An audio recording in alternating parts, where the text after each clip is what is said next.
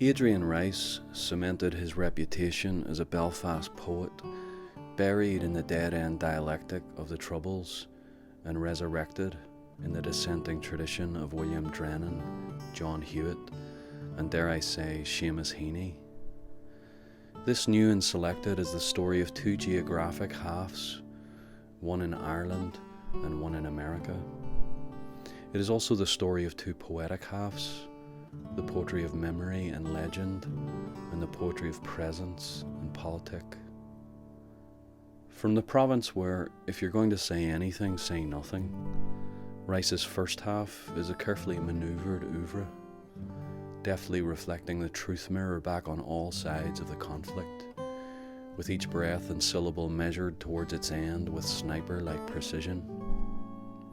His more topical poems are adroit and laconic, given the hemmed-in bustle of his Belfast surroundings. The counterpoint of his Muck Island suite is startling. Here he lets his romantic imagination off the leash into the turfed tomes of localized Irish history. There is a mixture of dark wonderment and agoraphobia as we are hurled into dreamscapes of drownings, punished masons, witches, and Ireland's long history of ceremonial murder.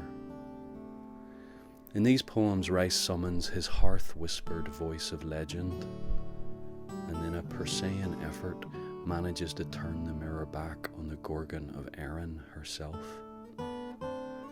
The second half of this new and selected was written in America, and could also be characterized as two distinct manifestations, one as a new American poet, and the other as an Irish poet in exile.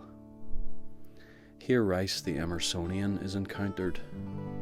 Perched on his porch turret, he examines his own Walden, his front garden, and the aquarium of his sultry southern street. Here we witness the birth of a naturalist, privy to every bee, firefly, bird, and tree. These poems have a more relaxed American style.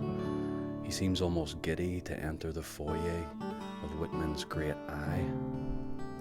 There's perhaps also a relief in the absence of Ulster's irreducible complexity. These poems also seem to carry a distrust of the world of men. This porch leans into nature while looking askance at human nature, with all the wariness of a wagoned pilgrim entering uncharted human territory. The exiled Irish poet also lives on this porch, as one on the edge of a memory pool, pen in mouth, like some kind of snorkeling apparatus, ready to dive into Ulster and himself more freely, with a kind of love that only distance and age can bring. The exiled poet is a deft formalist that carves sonnets and Chaucerian stanzas as solid as Belfast architecture. He pens heartbreaking elegies for a dear old Ulster everyman, and enters the inferno of his own childhood. Here we see Rice reflecting the mirror not only on the horrific, but also the wonderful and the hilarious. Far away in North Carolina, he has become the hermit of Tollymore Forest, able to navigate the streets and fields on a ghostly gondola. When complete, his 11th night sequence will surely rank high in the tome of all Irish literature.